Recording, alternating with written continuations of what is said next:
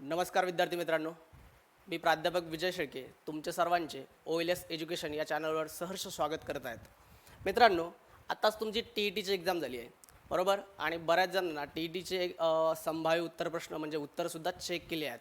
आता प्रश्न पडला आहे बऱ्याच जणांच्या मनामध्ये की आता पुढची प्रोसेस कशी असेल. आता TET झाली, त्यानंतर टॅट आपण जे शिक्षक अभियोग्यता म्हणतो, तर ती शिक्षक अभियोग्यता किंवा बुद्धिमत्ता चाचणी ही परीक्षा ही कशी असेल, असे खूप सारे प्रश्न आमच्यापर्यंत तुमच्याकडून पोहोचले आहेत. कमेंटच्या माध्यमातून, कोणी व्हॉट्सअपच्या माध्यमातून, कॉल SMS याच्यातनं पडले आहेत. या सगळ्या प्रश्नांचं आता सोल्युशन देण्यासाठी हा व्हिडिओ तुमच्यापर्यंत पोहोचवत आहेत. तर मित्रांनो, या व्हिडिओमध्ये तुमची TET, CTET, त्यानंतर टॅट ज्याला आपण शिक्षक अभियोग्यता म्हणतो ती परीक्षा, त्यानंतर याचा कट ऑफ कसा असेल, त्यानंतर टॅट म्हणजे भरण्यासाठी फॉर्म भरण्याची प्रोसेस कशी असेल, त्याचा सिलेबस कसा असेल, तुमची शिक्षक म्हणून निवड होण्यासाठी प्रोसेस कशी असेल, तुम्हाला शाळा कशा प्रकारे येतात आणि तुम्हाला शाळांची निवड कशी करायची, जिल्हा परिषद शिक्षकासाठी काय क्रायटेरिया आहे आणि त्याच्यानंतर संस्थेवर जाण्यासाठी काय क्रायटेरिया आहे, म्हणजे या सगळ्या प्रश्नांचं उत्तर देण्यासाठी हा व्हिडिओ आपण बनवला आहे. हा व्हिडिओ शेवटपर्यंत बघा, तुमच्या सगळ्या प्रश्नांची उत्तरं तुम्हाला पूर्णपणे मिळतील.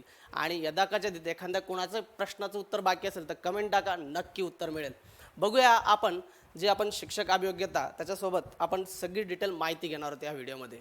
चला तर सुरू करूया मित्रांनो. चला बघा, सुरुवातीला आपल्याला सगळ्यात महत्त्वाचं आपण सध्या जी दिली TET नावाची परीक्षा दिलेली आहे, बरोबर? टीचर एलिजिबिलिटी टेस्ट म्हणतो, म्हणजे तिलाच आपण शिक्षक पात्रता परीक्षा म्हणतोय. त्याच्यानंतर शिक्षक पात्रता परीक्षा महाराष्ट्र शासनामार्फत असते, म्हणजे महाराष्ट्रात जर एखाद्याला शिक्षक व्हायचं असेल तर त्याच्यासाठी शिक्षक पात्रता परीक्षा पास होणे खूप आवश्यक असते. त्याच्यानंतर तशीच एक परीक्षा आहे CTET नावाची, जी येणाऱ्या डिसेंबरमध्ये होणार आहे आणि ही पहिल्यांदाच ही परीक्षा तुमची ऑनलाईन पद्धतीने होणार आहे. सेम क्रायटेरिया असतो इथं, जे सब्जेक्ट असतात तेच सब्जेक्ट, म्हणजे TET साठी जे विषय असतात तेच विषय CTET साठी सुद्धा असतात. फक्त अट एवढीच आहे की ही परीक्षा तुम्हाला हिंदी किंवा इंग्रजीमध्ये द्यावी लागते. तिला म्हणतात सेंट्रल टीचर एलिजिबिलिटी टेस्ट, म्हणजे केंद्रीय शिक्षक पात्रता परीक्षा. म्हणजे केंद्र स्तरावर जर आपल्याला शिक्षक व्हायचं असेल तर त्याच्यासाठी ही परीक्षा पास होणे आपल्यासाठी खूप आवश्यक असतं. बरेच जणांनी ह्या परीक्षेचा फॉर्म भरलेला आहे, तर तुम्ही डिसेंबरला, आता बऱ्याच जणांना वाटतं मला मार्क्स कमी आले, तर तुम्ही डिसेंबरमध्ये या परीक्षेची तयारी करू शकता. म्हणजे डिसेंबरमध्ये एक्झाम असेल, बऱ्याच जणांनी फॉर्म भरला असेल तुमची, आणि ही परीक्षा पहिल्यांदा ऑनलाईन होते. याच्यापूर्वी ऑफलाईन पद्धतीने व्हायची. सब्जेक्ट हेच आहेत, त्याच्यामध्ये पण मराठी पण आहे. त्याच्यामध्ये एक विशेष गोष्ट आहे की मराठी व्याकरण आणि मराठीचे पण प्रश्न त्याच्यामध्ये ॲड केलेले असतात. त्यानंतर इंग्लिश असतं, त्यानंतर तुमचे पॅडॉलॉजी म्हणजे तुम्ही बालमानसशास्त्र म्हणतो आपण, बालमानसशास्त्रसुद्धा असतं. त्याचबरोबर गणित, बुद्धिमत्ता वगैरे हे सगळे सब्जेक्ट त्याच्यामध्ये जशाच्या तशा इन्क्लूड केले असते. फक्त भाषेचं असतं, इंग्लिश किंवा हिंदीमध्ये ही परीक्षा तुम्ही देऊ शकता. ती परीक्षा पास झाली तरी तुम्ही TET पास झाल्यासारखंच असतं, कारण तरी तुम्हाला अभियोग्यता देता येते. त्याच्यानंतर आता आपली येते टॅट, आपण ज्याला टॅट म्हणतो, तिला शिक्षक अभियोग्यता चाचणी सुद्धा म्हणतो. तिला म्हणतात teacher aptitude and intelligence test. या परीक्षेवर बऱ्याच जणांचं म्हणजे सध्या विचार हे झालेले, म्हणजे बऱ्याच जणांच्या मनामध्ये विचार चालू झाले की आता कसं पुढची प्रोसेस काय, याचबद्दल आपण जाणून घेणार होतो. तर सुरुवातीला आपण आता जी तुम्ही टेट दिलेली आहे तिचा कट ऑफ कशा पद्धतीने राहील त्याची थोडक्यात माहिती घेऊया. बघा, TET साठी तुमचा ओपनचा कट ऑफ असतो 90 गुणांचा असतो. म्हणजे तुम्हाला जर 150 प्रश्नांपैकी, समजा 150 मार्कांपैकी जर 90 मार्क जर पडले तुम्हाला, तर तुम्ही TET पात्र झाले आहात. कशासाठी? तर खुल्या प्रवर्गासाठी. त्याच्यानंतर जर कास्टमध्ये असाल तुम्ही, म्हणजे मागास प्रवर्ग, यांच्यासाठी तुम्हाला 82.50 म्हणजे समथिंग 83 मार्क्स असणे गरजेचे आहे. जर तुम्हाला 83 मार्क पडत असेल तर तुम्ही शिक्षक अभियोग्यता चाचणी देण्यासाठी तयार झालेला आहात. म्हणजे बघा, हा क्रायटेरिया त्याच्यामध्ये ठरलेला आहे, इतके मार्क्स तुम्हाला आवश्यक आहे. पेपर 1 जर बघितलं, थोडंफार चेंजेस होण्याचे चान्सेस आहे. बऱ्याच जणांना कोणाला जर याच्यापेक्षा समजा 80 मार्क पडत असेल किंवा इथं कोणाला 87-88 मार्क पडत असेल तर घाबरू नका, अजून काही प्रश्न रद्द होऊ शकतात. त्याच्यामुळे तुम्ही पात्रतेमध्ये येऊ शकतात. त्यामुळे तयारी करण्याची प्रोसेस चालू ठेवा. आपण त्याच्याबद्दल पण विस्तृत व्हिडिओ देणार आहोत, कारण जसं आन्सर की येईल तुमची त्याच्यावर आपण पुन्हा डिटेल बघूया त्याच्यावर आपण. तर बघा, अशा प्रकारे तुमचा क्रायटेरिया असतो. एवढे मार्क्स पडले तर तुम्ही टॅट देण्यासाठी योग्य झालेला आहात. आता बघूया आपण टॅट संदर्भात माहिती. बघा, ही टॅट जी शिक्षक अभियोग्यता व बुद्धिमत्ता चाचणी तर कोण देऊ शकतं हा खूप जणांचा प्रश्न आहे. बऱ्याच जणांना निश्चित माहीत नाही ही परीक्षा कोण देऊ शकतं. खूप जणांचे फोन मेसेज येतात की सर मी पात्र आहे की नाही. तर मी एकदा डिटेलमध्ये सांगतोय की कोण कोणत्या विषयासाठी आणि कशा प्रकारे पात्र आहे. जर ज्या व्यक्तीचं डी.एड झालेलं आहे म्हणजे फक्त डी.एड झालेलं आहे, ज्यांचं डी.एड झालेलं आहे त्याच्यानंतर टी.टी किंवा सी.टी.ई.टी याच्यापैकी तो एक परीक्षा पास असेल, ज्यांचं डी.एड आहे सी.टी.ई.टी असेल तर ते 1 ते 8 साठी टॅट एक्झाम देऊ शकता. म्हणजे शिक्षक अभियोग्यता परीक्षा ही देऊ शकतात 1ली ते 8वी साठी. परंतु येथे आणखीन एक क्रायटेरिया आहेत. जर तुमचं फक्त डी.एड असेल म्हणजे 12वी प्लस डी.एड असेल तर तुम्ही 1 ते 5 याच वर्गासाठी पात्र होता. म्हणजे तुम्ही 12वी प्लस डी.एड असाल फक्त तर तुम्ही 1 ते 5 या वर्गासाठी पात्र होता. पण तुमचं ग्रॅज्युएशन म्हणजे तुमचं ग्रॅज्युएशन झालेलं आहे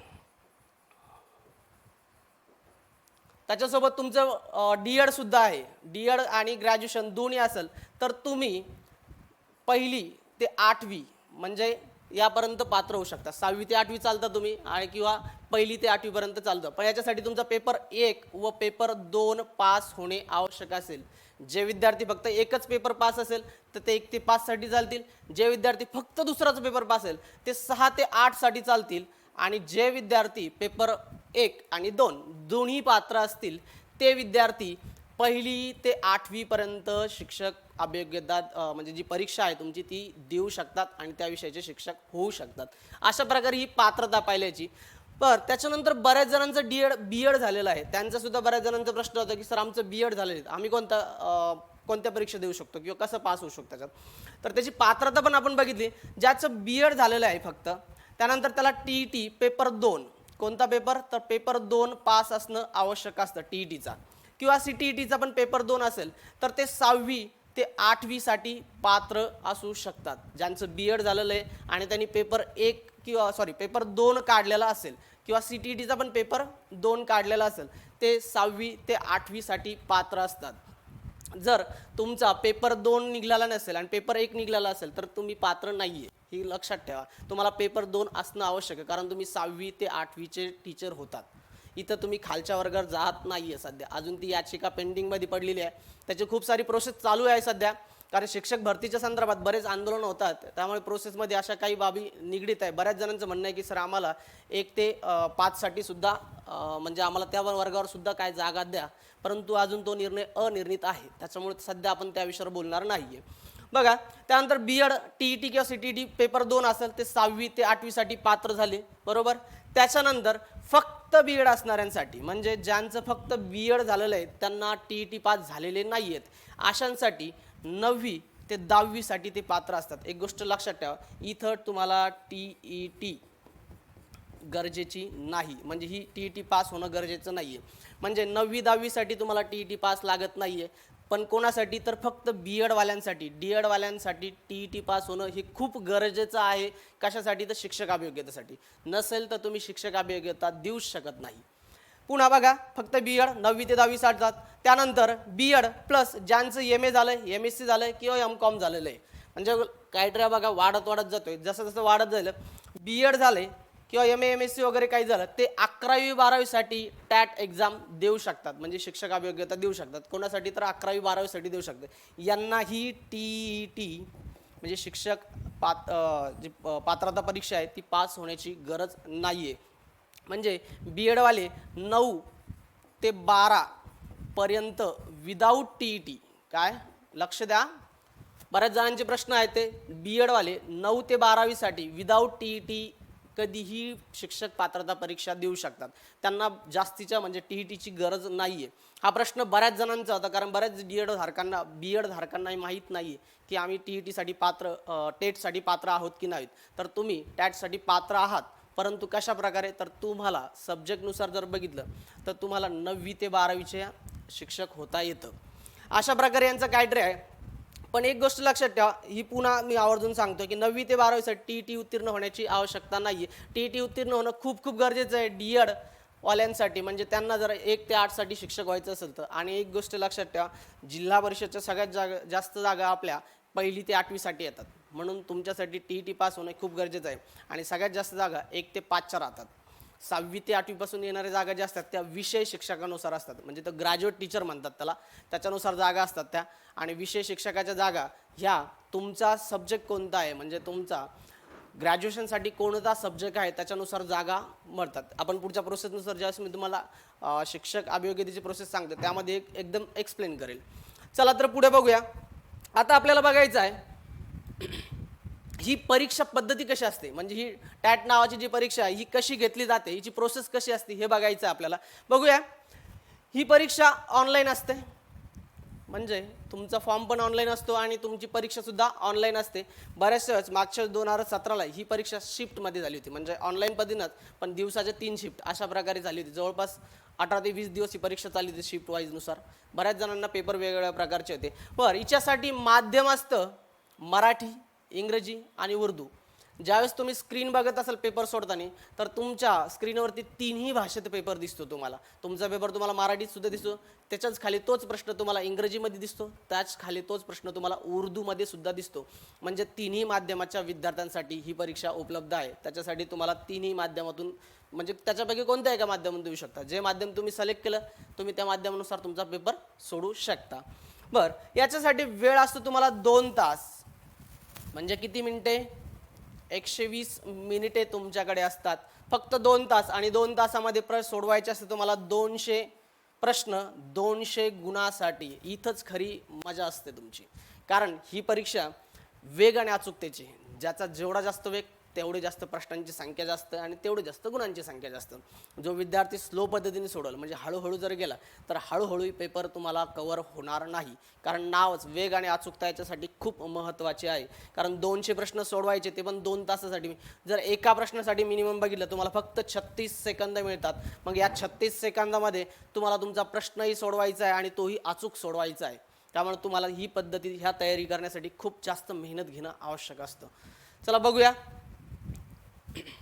आता या अभियोग्यतेचा अभ्यासक्रम काय आहे. इथं बऱ्याच जणांचा गोंधळ उडतोय, सर अभ्यासक्रम सांगा, अभ्यासक्रम सांगा. अभ्यासक्रम जर ज्यावेळेस 2017च्या अगोदर ज्यावेळेस आपला GR निघाला होता टेट एक्झामसाठी की ती घेण्याची, त्याने अभ्यासक्रम दिला होता, पण त्या अभ्यासक्रमामध्ये अशा काही गोष्टी नमूद केल्या होत्या त्या बऱ्याच जणांच्या आकलनाच्या बाहेर गेल्या होत्या. नेमकं अभ्यासक्रमामध्ये आहे तरी काय, त्यांनी असं कधीच सांगितलं नव्हतं. जसं आपण TET दिली, आपल्याला माहिती आहे 30 मार्कासाठी मराठी येतं आपल्याला, 30 मार्कासाठी गणित येतं आपल्याला, बरोबर. ठरलेलं आहे 30-30 मार्काचा क्रायटेरिया, पण येथे असं काहीच नाही ठरलेलं, म्हणजे कोणताच विषय किती मार्कासाठी असेल असं काहीच निश्चित केलेलं नाही आपल्याला. त्यामुळे विद्यार्थ्यांचा गोंधळ उडतोय. तर मी आता अभ्यासक्रम तुम्हाला विस्तृतपणे सांगतोय, लक्ष द्या कशा प्रकारे असेल. बघा, पहिली असते गणितीय क्षमता. आता गणितीय क्षमता म्हटल्यानंतर आपल्याला लगेच डोळ्यासमोर गणित येतं, बरोबर आहे.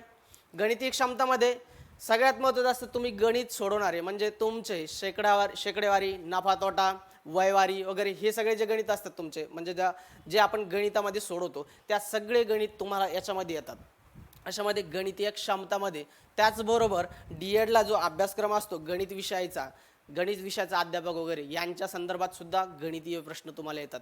म्हणजे फक्त तुमचे शालेय अभ्यासक्रम म्हणतो आपण, गणित आपण स्पर्धा परीक्षेचा अभ्यासक्रम करताना जे गणित करतो त्याचबरोबर तुम्हाला अध्यापन शास्त्रातलं गणितही करणं महत्त्वाचं असतं.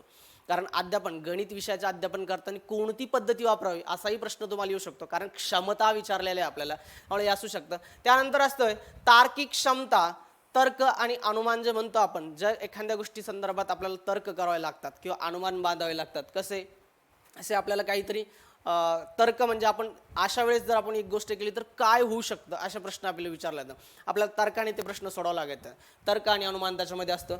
त्यानंतर वेग आणि अचूकता खूप महत्त्वाची असते. या वेग आणि अचूकतामध्ये तुमची रेल्वे, आगगाडी, त्याच्यानंतर नावेचा वेग वगैरे अशा प्रकारचे प्रश्न तुम्हाला याच्यामध्ये येतात. रेल्वे सारखे प्रश्न येऊ शकतात तुम्हाला. आगगाडीचे प्रश्न, रेल्वे आगगाडी एकच आहे. त्यानंतर नाव, काम, काळ, वेग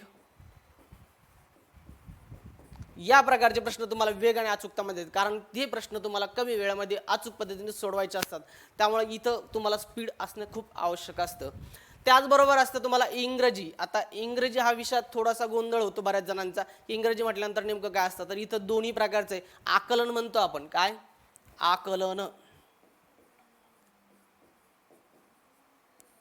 आकलन मध्ये आता तुमचे उतारे, म्हणजे आकलनपर इंग्रजीचे उतारे तुम्हाला याच्यामध्ये असतात.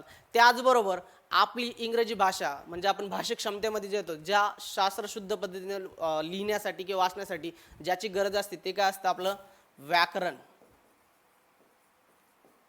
या व्याकरणावरती सुद्धा तुम्हाला प्रश्न असतात. त्यानंतर तुमच्या शब्दांवरती प्रश्न असतात, म्हणजे आपण त्या सिनोनिम्स अँटोनिम्स वगैरे म्हणतो, वन वर्ड सबस्टिट्यूशन वगैरे याच्यावर सुद्धा प्रश्न असतात. म्हणजे भाषिक क्षमता, एखादी भाषा शिकण्यासाठी आपल्याला कोणत्या गोष्टींची आवश्यकता असते. सगळ्यात महत्त्वाचं, जर एखादी भाषा आपल्याला चांगल्या प्रकारे बोलता यायची असेल तर शब्दसंपत्ती खूप गरजेची असते. आणि शब्दसंपत्तीवर बऱ्याच प्रकारचे प्रश्न याच्यावरती विचारले जातात, कारण ती भाषा डेव्हलप करण्याचं काम करते. तिला भाषिक क्षमता म्हणतो आपण. म्हणून यावर आपल्याला अशा प्रकारचे प्रश्न येतात. त्यानंतर शब्दांवरचे पण प्रश्न येतात तुम्हाला इंग्रजीमध्ये. त्याचबरोबर मराठी असतं. आता मराठी म्हटल्यानंतर मराठी व्याकरण तर त्यामध्ये हमखास असतं, परंतु मराठी व्याकरणाबरोबर मराठी भाषिक क्षमता म्हणजे भाषा शिकण्यासाठी ज्या क्षमता आवश्यक असतात त्या क्षमतेवर प्रश्न असतात. त्याच्यामध्ये सुद्धा तुमचे आकलनपर उतारे असतात. त्याचबरोबर तुमचे व्याकरण म्हणजे भाषा लवचिक पद्धतीने आणि शास्त्रशुद्ध पद्धतीने बोलण्यासाठी, कारण व्याकरण खूप आवश्यक आहे. भाषा शुद्ध करणारे शास्त्र म्हणतो आपण त्याला, त्यामुळे त्याच्यावर प्रश्न विचारणं खूप आवश्यक आहे. त्यानंतर शब्दसिद्धी वगैरे म्हणजे विरुद्धार्थी शब्द, समानार्थी शब्द, त्यानंतर म्हणी, वाक्प्रचार किंवा तर्कानुमानाचे पण काही प्रश्न मराठीमध्ये टाकले जाऊ शकतात की ही कोणत्या दृष्टीने तुम्हाला योग्य वाटतं. शुद्ध लेखनाचे नियम सारखे, शुद्ध शब्द ओळखा वगैरे अशा प्रकारचे प्रश्न तुम्हाला मराठीमध्ये टाकले जातात. आणि अशा प्रकारचे प्रश्नांची क्षमता पण बऱ्यापैकी वाढवली जाते. इथं भाषिक क्षमता विचारली जाते आपल्याला. त्यानंतर अवकाशीय क्षमता असते. आता ही अवकाशीय क्षमता बऱ्याच जणांना आकाशाविषयी विचार होतो, हा आकाश असेल का, नाही तर ही अवकाशीय क्षमता वेगळी आणि आकाशाच्या संदर्भात वेगळं, यांचा काहीही संबंध नाही. अवकाशीय क्षमता जर विचार केला आपल्यासमोर, आपण जेव्हा एखादी आकृती आपल्या डोळ्यासमोर आपण ज्यावेळेस फिरवतो, तर फिरवल्यानंतर आपण त्या आकृतीचा ज्यावेळेस डोळ्यांनी बघतो त्या 2D 3D डायमेन्शन म्हणतो ना आपण, की कशा प्रकारे असेल. जसं ॲनिमेशन बघताना आपण म्हणतो 3D डायमेन्शन 2D डायमेन्शन, तशाच प्रकारे अवकाशीय क्षमतामध्ये काय असतात, ही आकृती कशी दिसेल म्हणजे पाण्यातील आकृती. बघा लक्षात ठेवा, खूप महत्त्वाचं आहे. पाण्यातील आकृती, आरशातील आकृती, त्याचबरोबर घन ठोकळे यांचं. त्यानंतर एक आकृती कट केली, समजा एक कागद कट केल्यानंतर तो कसा असेल, हा कागद कसा असेल किंवा किती कोण असतील त्याला, किंवा 2 घड्या घातल्यानंतर किंवा एक घडी काढल्यानंतर ती आकृती कशी दिसेल, अशा सगळ्या प्रकारचे प्रश्न तुम्हाला अवकाशीय क्षमतामध्ये येतात. अवकाशीय क्षमता विद्यार्थ्यांची जास्तीत जास्त आपल्याला डेव्हलप करणे आवश्यक असतं. जसं नवोदयसाठी किंवा स्कॉलरशिपसाठी बघा तुम्हाला बुद्धिमत्ता असते. नवोदयमध्ये बऱ्यापैकी नवोदयच्या पुस्तकांचा जर आपण इथं अभ्यास केला तर आपल्याला ही कल्पना चांगल्या प्रकारे लक्षात येईल, कारण नवोदयचा बराचसा अभ्यासक्रम अवकाशीय क्षमतामध्ये असतं. पाण्यातील प्रतिमा, आरशातील प्रतिमा, एखादी आकृती कट केल्यानंतर ती कशी दिसेल किंवा ही अर्धवट आकृती पूर्ण करा, अशा प्रकारचे प्रश्न तुम्हाला येतात. आणि हे सगळे प्रश्न आपल्याला ऑनलाईन पद्धतीनं म्हणजे आपल्या स्क्रीनवर सोडवायचे असतात, त्यामुळे तिथं गोंधळ होऊ शकतो. याचा सराव खूप करणं महत्त्वाचं असतं.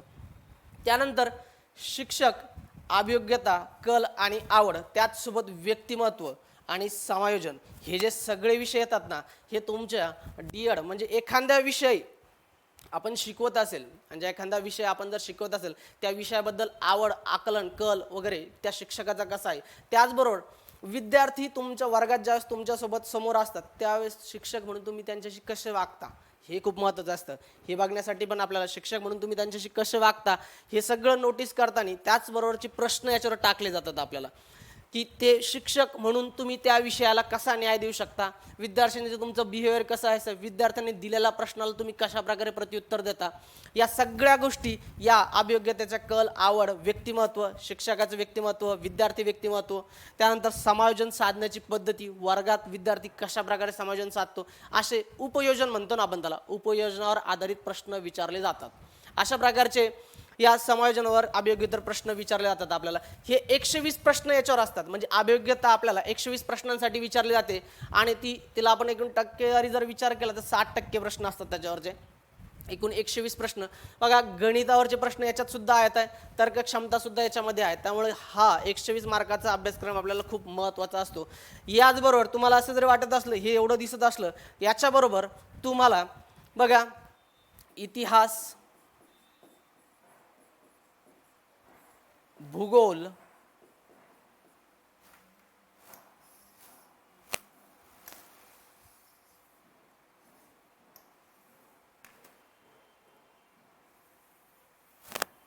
बघा आणखी कोणकोणते विषय याच्यामध्ये असतात बघा. इतिहास, त्याचबरोबर असतो भूगोल,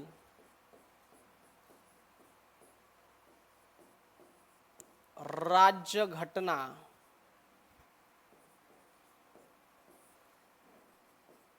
विज्ञान, संगणक, चालू घडामोडी.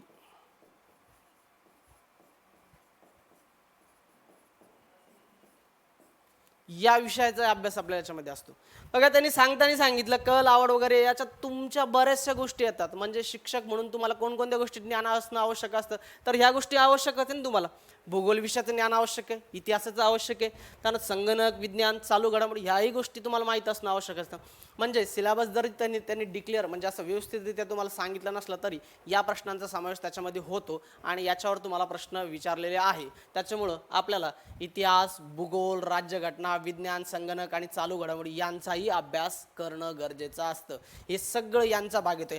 अभियोग्यता म्हणजे काय, तर एखादा विषय शिकण्यासाठी, समजून घेण्यासाठी ज्या ज्या क्षमता शिक्षकामध्ये लागतात, एखादा विषय समजून घेण्यासाठी, शिकवण्यासाठी ज्या ज्या क्षमता किंवा कृती शिक्षकामध्ये लागतात त्या सगळ्या कृतींचा समावेश अभियोग्यतेमध्ये येतो. त्यामुळे आपल्याला अभियोग्यतेचा काहीच क्रायटेरिया निश्चित करू शकत नाही. आपण म्हणू शकत नाही हेच म्हणजे अभियोग्यता, तेच मध्ये कोणताही विषय शिकण्यासाठी ज्या कृती किंवा जे ज्ञान शिक्षकाला लागतं ते अभियोग्यतेचं. म्हणून आपल्याला याविषयी सुद्धा माहिती असणं खूप गरजेचं असतं. त्यामुळे हे विषय आपल्याला तेवढेच मजबूत करावे लागतात. बघा आता हे झालं आपलं अभियोग्यतेविषयी. आता त्यानंतर उरते आपली बुद्धिमत्ता. त्यामध्ये काय बघूया आपण. बघा बुद्धिमत्तेमध्ये 80 गुण असतात, म्हणजे 80 प्रश्न असतात, 40% वेटेज त्याला दिलेलं आहे बुद्धिमत्तेला. त्यामध्ये येतात आकलन. आकलन म्हटल्यानंतर ज्या ज्या गोष्टी आपल्या आकलनाच्या मध्ये येतात त्या सगळ्या गोष्टींचा याच्यामध्ये समावेश होतं. हे बौद्धिकदृष्ट्या आकलन होतं. म्हणजे तुम्हाला काही अजम्पशन वगैरे म्हणतो आपण त्याला, की एखादी गोष्ट दिली त्याच्यावर निष्कर्ष काढा किंवा एखादा पॅरेग्राफ दिला जातो त्याच्यापैकी काय बरोबर असेल हे आपल्याला आकलन करून सांगावं लागतं. हा पॅरेग्राफ मराठी भाषिक किंवा हिंदी भाषिक तसा नाही तर थोडा वेगळ्या प्रकारचा असू शकतो. म्हणजे याच्यावरून आपल्याला प्रश्नांची उत्तरे द्यावी लागतात. त्यानंतर समसंबंध, आकृतीचा समसंबंध, शब्दांचा समसंबंध एकमेकाशी कशा प्रकारे आहोत. ज्यावेळेस आपले डेमो लेक्चर किंवा आपले चालू होतील त्याच्यानंतर आपण काय करणार आहोत, मागील ज्या 2 सत्रांच्या प्रश्नपत्रिका त्यांचं विस्तृत विश्लेषण सुद्धा याच्यामध्ये करणार. म्हणजे प्रश्नांचं स्वरूप कसं असतं हे तुम्हाला कळून जाईल त्याच्यामध्ये. तर हे समसंबंध, शब्दांचा समसंबंध, आकृतीचा समसंबंध, त्याच्यानंतर आकड्यांचा समसंबंध कसा आहे एकमेकाशी, क्रमश्रेणी म्हणजे ABCD नंतर पुढे काय असेल अशा प्रकारे कशा प्रकारे क्रम वाढत जाईल किंवा कमी होत जाईल. इथे सुद्धा आकृती येईल, शब्द येतील आणि आकडे सुद्धा येतील. म्हणजे तिघांचा एकमेकाशी काय असणारा क्रमसंबंध सांगितला जाईल आपल्याला. त्यानंतर असे कूटप्रश्न आपल्याला आपण ज्यावेळेस याचा अभ्यास करतो, स्पर्धा परीक्षेचा अभ्यास करतो, गणितीयदृष्ट्या करतो, तर कूटप्रश्न येतात आपल्याला की एवढे हरिण होते, एवढे काय म्हणतो त्याला आपण मजूर होते, कामाला होते, किंवा गुरढोरे एवढे होते, त्यानंतर काही रिक्षा होते, त्यांचे पाय किती, डोके किती, असे कूटप्रश्न किंवा हस्तोंदोलन करतो आपण. बरोबर आहे. म्हणजे एखादा संघ आहे त्यांनी एकमेकाशी फेऱ्या घेतल्या तर किती फेऱ्या झाल्या वगैरे अशा प्रकारचे प्रश्न याच्यामध्ये आपल्याला येतात. त्याच्यामध्ये तर कूटप्रश्नांमध्ये. त्यानंतर सांकेतिक भाषेचे पण बुद्धिमत्ते प्रश्न सोडलेले आहेत आपण. हा सिलेबस थोडा व्यवस्थित आहे आपल्याबद्दल, कारण बुद्धिमत्ता एखाद्या विषयामध्ये आपल्याला त्या पद्धतीने घेता येते. सांकेतिक भाषा, त्यानंतर लयबद्ध मांडणी म्हणजे ABCD, त्याच्यानंतरची पुढची लयबद्ध काय प्रकारे होईल, AABBCCDD अशा प्रकारे. म्हणजे पुढं काय असेल याचे उत्तर आपल्याला द्यावं लागतात. हा बुद्धिमत्ता चाचणीचा सिलेबस आपल्यापैकी बऱ्याच जणांनी अभ्यासलेला पण असेल. तो थोडासा आपल्या व्यवस्थित अध्ययनाच्या मार्गात आहे, परंतु अभियोग्यतामधला बराच सिलेबस आपला थोडासा आवाक्याच्या बाहेर जातो. तो आपल्याला कव्हर करणं इथं गरजेचं आहे. बघा हे 80 मार्क इथं करायचे, बुद्धिमत्तेसाठी 80 मार्क, आणि गणितात पण जवळपास 20-22 प्रश्न आपल्याला येऊ शकतात. जवळपास 100 प्रश्न गणित आणि बुद्धिमत्तेवर असतात. त्यामुळे या विषयाचा अभ्यास गणित आणि बुद्धिमत्तेनुसार करणं खूप गरजेचं असतं. ज्याला गणित आणि बुद्धिमत्ता चांगली जमते, ज्याचा वेग चांगला, ज्याची अचूकता चांगली, त्याला जास्तीत जास्त मार्क या विषयामध्ये पडू शकतात. एक गोष्ट इथं नोट करायची आहे. बघा सदर परीक्षा ही विषय ज्ञानावर होणार नाही. एक्झॅक्ट बरोबर आहे. सदर परीक्षा ही विषय ज्ञानावर नाही. तुम्हाला कोणत्या विषयाचं किती ज्ञान आहे याचा काही संबंध नाही. त्यामुळे या परीक्षेच्या अभ्यासक्रमासाठी विशिष्ट स्तर मर्यादा सांगितली नाही किंवा अशी काही स्तर किंवा मर्यादा सांगितली नाही की 5वीपर्यंत अभ्यासक्रम, 10वीपर्यंत. बघा आपण एखादी स्पर्धा परीक्षा देताना आपल्याला सांगतात की 10वीपर्यंत अभ्यासक्रम, 12वी ग्रॅज्युएशनपर्यंत अभ्यासक्रम आपल्याला सांगितलं जातं, पण येथे कोणताही स्तर किंवा मर्यादा आपल्याला सांगितली नाही. आणि आणखीन एक महत्त्वाची गोष्ट, तथापि राज्य शासन परीक्षेकरता अभ्यासक्रम वेळोवेळी निर्धारित करेल. ही जबाबदारी कोणाची आहे? तर राज्य शासनाची आहे. त्यांनी सांगितलं जेव्हा जेव्हा आपल्याला ही परीक्षा घ्यायची असेल तर राज्य शासन याच्यासाठी एक वेगळा सिलेबस निर्धारित करू शकतात. इथं थोडासा वाद उठण्याचं कारण असं आहे की जर 5वीचा शिक्षक आहे आणि 12वीचा शिक्षक आहे, दोघंही अभियोग्यता देतात, बरोबर आहे, यांची क्षमता दोघं तपासण्यासाठी फक्त माध्यम एकच आहे आपल्याकडे, ती म्हणजे काय? अभियोग्यता चाचणी. मग यांच्यासाठी वेगळं यांच्यासाठी वेगळं असायला पाहिजे, कारण त्या दोघांच्या लेवलनुसार बऱ्याच गोष्टींचा फरक पडतो. 5वीची क्षमता वेगळी आणि 12वीची क्षमता वेगळी, म्हणून शिक्षकामध्ये सुद्धा तेवढ्या क्षमतेची प्रश्नपत्रिका असणं खूप गरजेचं आहे. बऱ्याच जणांना 5वी शिक्षकाला तीच अभियोग्यता आणि 12वीच्या पण तीच आहे, त्यामुळे बऱ्याच जणांनी याच्यावर काय तर वाद वाटतो की त्यांना वाटतं दोघांची क्षमता सारख्या पद्धतीने कशी चेक करू शकतो आपण, बरोबर आहे. त्यामुळे सिलेबस बाबतीत बऱ्याच जणांचा थोडासा बदल करण्यासंदर्भात होऊ शकतं. सध्या तर काही अपडेट नाही आहे, त्याच्यामुळे आपण जो सिलेबस त्या सिलेबसनुसार बदललं तरी थोडंफार चेंजेस होतो, सगळा सिलेबस बदलणार नाही. त्याच्यामुळे अभ्यास आपला चालू ठेवणं गरजेचं आहे आपल्याला. चला मुलांनो, ही झाली आपली अभियोग्यता चाचणीची काय झाली तर माहिती झाली, डिटेल झाली आपल्याला बघितलं. आता याच्यामध्ये बऱ्याच प्रश्नांची उत्तरं तुम्हाला मिळून जातील, पण एक गोष्ट लक्षात ठेवा, टॅट ज्यावेळेस आपण अभियोग्यता चाचणीसाठी ज्यावेळेस आपण अर्ज करतो, अर्ज केल्यानंतर इथून आपली प्रोसेस सुरू होती. ज्यावेळेस तुम्ही TET पास होता, ज्यावेळेस एक्झाम डिक्लेअर होईल, GR आल्यानंतर अजून GR येईल, त्याचा विस्तृतपणे GR येईल, त्यात तुमचा सिलेबस वगैरे चेंजेस व्हायचे त्याची पण माहिती असेल आणि हळूहळू प्रोसेस चालू होऊन जाईल. ही प्रोसेस चालू झाल्यानंतर तुम्हाला नोंदणी करावी लागते. नोंदणी म्हणजे अभियोग्यता ही चाचणीसाठी तुम्हाला फॉर्म भरावा लागतो, तिथून तुमची प्रोसेस सुरू होती. अभियोग्यता दिल्यानंतर तुम्हाला पवित्र पोर्टलवरती तुमची नोंदणी करावी लागते. ही नोंदणी खूप गरजेची असते. पवित्र पोर्टलवर नोंदणी, जो अभियोग्यता क्रमांक असतो ना तुमचा, तोच क्रमांकानुसार तुमचा ID नंबर तो पवित्र पोर्टलवर नोंद केला जातो. म्हणजे ज्याने अभियोग्यता दिली तोच पवित्र पोर्टल नोंद करू शकतो, ज्याने अभियोग्यता दिली नाही त्याची नोंद पवित्र पोर्टलवर होत नाही, कारण तोच ID तुम्हाला तिथे मिळवला जातो. तिथून तुमची प्रोसेस सुरू जाते. इथं तुमचं ग्रॅज्युएशन इतकं मॅटर करतं, म्हणजे जर तुम्ही कशात ग्रॅज्युएशन केलं, 6वी ते 8वीच्या जागासाठी, किंवा तुमचं बॅकग्राऊंड काय होतं, सायन्स बॅकग्राऊंड होतं की आर्ट्स बॅकग्राऊंड होतं, इथं ह्या गोष्टीसुद्धा मॅटर करतात तुम्हाला शिक्षक होण्यासाठी. जर तुम्हाला शिक्षक व्हायचं असेल तर तुम्हाला अभियोग्यतेमध्ये कोणते सब्जेक्ट आहे तुमच्या ग्रॅज्युएशनला आहे, तर तुम्हाला जागा कोणत्या येतील. जर माझं ग्रॅज्युएशन इंग्लिशमध्ये झालं असेल तर मला 6वी ते 8वीच्या जागा ह्या इंग्लिशमध्येच येतील. जर माझं मराठीत असेल तर 6वी ते 8वीच्या जागासुद्धा मला मराठीत येतील. तसंच 9वी 10वी 11वी 12वीचं सुद्धा तेच आहे. तुमची BEdची कोणती मेथड आहे किंवा तुमचं ग्रॅज्युएशन कशात आहे त्याच्यानुसार तुम्हाला जागा येत असतात तुमच्या, आणि ह्या जागा तशाच पद्धतीनं जिथं जागा रिक्त असतील त्या पद्धतीनं भरल्या जातात. यासाठी खूप मोठी प्रोसेस आहे. मागची 2017ची भरती अजूनही सुद्धा पेंडिंग आहे मित्रांनो. या भरतीसाठी खूप सारा प्रयत्न केला जात आहे. आता सध्या 22 तारखेपासून म्हणजे आंदोलन सुरू झालेलं आहे. मुलं त्याच्यासाठी आंदोलन करतात. जोपर्यंत पहिली भरती क्लिअर होत नाही तोपर्यंत नवीन भरतीसाठी थोड्याशा गोष्टी अडथळा निर्माण होणार आहे. त्यामुळे ही भरती लवकरात लवकर जर जुनी भरती क्लिअर झाली तर अभियोग्यतेची ॲड लवकर येऊन जाईल मित्रांनो. आणि अभियोग्यतेसंदर्भात कोणत्याही प्रकारचे प्रश्न असतील तुमचे, तुम्ही आम्हाला आमच्या नंबरवरती, हा नंबर आहे आमचा 88 06 99 61 88,